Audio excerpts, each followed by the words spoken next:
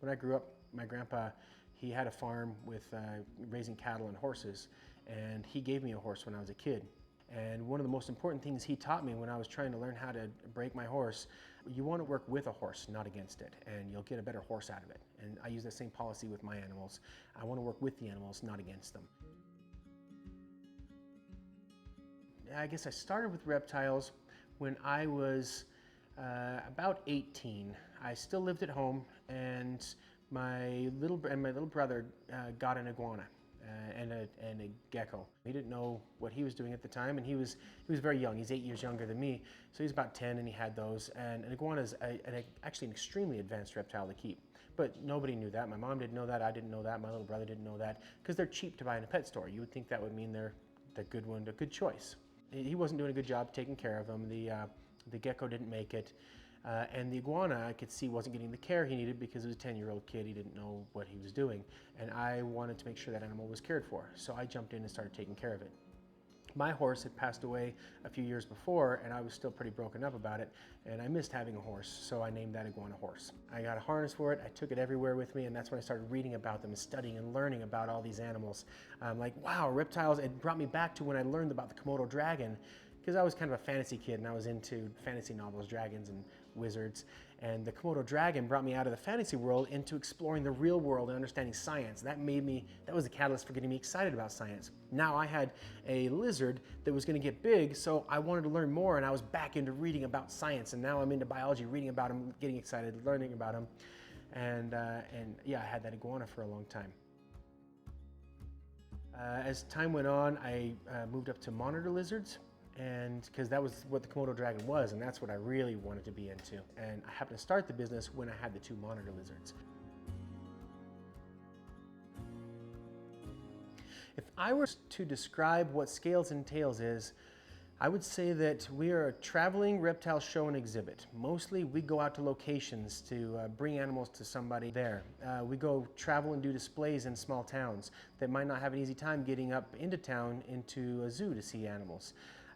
Some people don't love the idea of keeping animals, but really for a lot of people it's their only interaction, and humans are an emotional species. The only way humans are going to have an emotional connection strong enough to nature to actually want to conserve nature is to interact with it, and this is the opportunity people can have. Ambassadors to get people to connect with animals so that they'll want to preserve them. What inspired me to open up my business was that I was excited about science, and so I had a lot of background in understanding and researching the animals I had. I didn't just have a superficial understanding. I was trying to get in depth on it. That all came together when I met a gentleman that does this for a living. He does it across the country, but he takes animals to different locations all over the country to display and teach about them.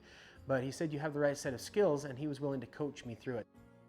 My ex got a book, learned HTML, made me a simple website, and I offered up free shows to my friends and did my first show for a special needs preschool, and to get some pictures to try and advertise with. So the night before the show at my work, I had some downtime, and I started writing a script because I didn't want to just stand up there and list facts, because I knew that that wouldn't be very exciting. It wouldn't go very far. It had to be exciting as well. There had to be a presentation. So I wrote out skits, scenarios, stories for each animal. I had a whole script for my whole thing, and I memorized that whole script that night. And then the next day I went in, and it was a free show, and I did it, and I had the teachers laughing, and the kids were, because I was very animated, the action kept them interested, and it was a success. And then I got some shows off of the website that my ex developed for me, and went and did that. And as I went along, I got better and better at shows. You start to come up with jokes. The more jokes you do, the easier it is to come up with jokes over time. And that ended up being how it started. Just out of my condo, had the right skills at the right time, met the right guy who also, with the help of my girlfriend at the time, decided that they would help lift me into this position that I seem to have been molded for. The next person I ended up in a relationship with ended up being my wife. She has a business degree, and she took it to a new level, putting in some real advertising. And she and I had a daughter 4 years ago, and she's been brought up in this world. We have a family picture with us and an alligator every year that she's been born, and we have those family pictures. And so we're bringing her up into it, and she's really used to being in front of people. For a 4-year-old, she's pretty bold in front of people. She works with people. She loves to teach people.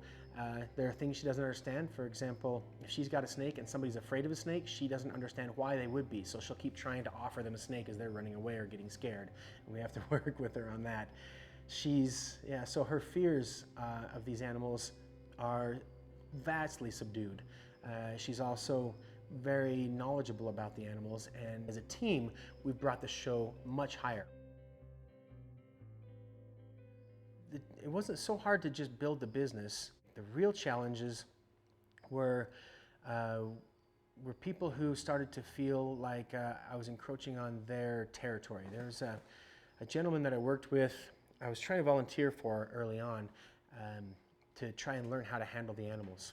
And when I was under him, he loved that I was there to look up to him and learn from him, and it was fantastic because he was the guy. But as I started to grow and become more popular and become more important in the community, I started to look like a threat. So there hit a point where he decided to start trying to shut me down in any way he could. He would show up with the news to try and make me look bad in front of the permit committee and the community at large, to try and ruin my reputation. Now, because I was so to the letter on everything, he didn't have anything he could get me on it, and I kept beating his attacks one by one, committee by committee, so that I eventually came out on top. And eventually, the state came down on him.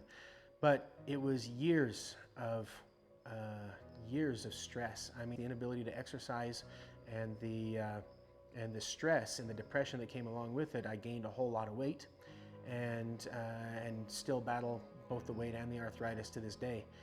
That was an intense battle for a couple of years, and then a kind of just a simmering difficulty for several years after that, and a long battle until he eventually, again, the state decided that they were fed up with him, and that ended. And now it's over, but I still remember the stress. I still feel it.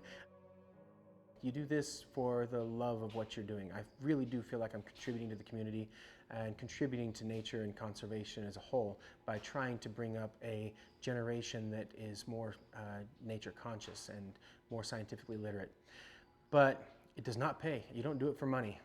We do make decent money in the summer, but in the winter we lose money, and it ends up balancing out to essentially breaking even over the year.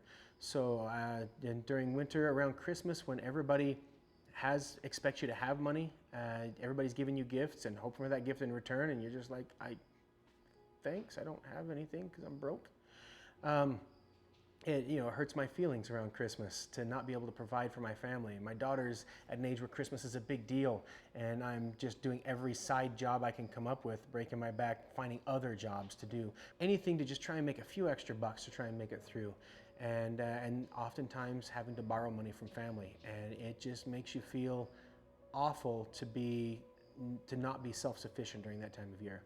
And there are plenty of times like that. I'm thinking, you know what? If I just drove truck, it would be an honest, simple life, and I could have paid the bills. And that would be nice. But then I also know that my daughter is excited about the animals, and at her preschool when she goes in, the other kids are excited about her animals.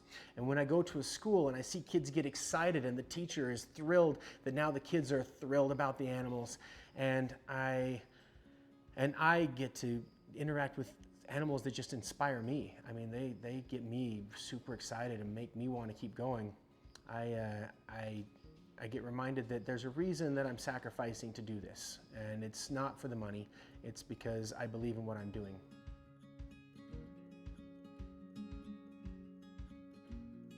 And that's what we do. We take animals out for shows, for events, for displays, for birthday parties. We let people come in behind the scenes to help pay for the time taken to clean and feed the animals here, and then we get people that interaction with animals to hopefully spur on that emotional connection so that humans will want to preserve them.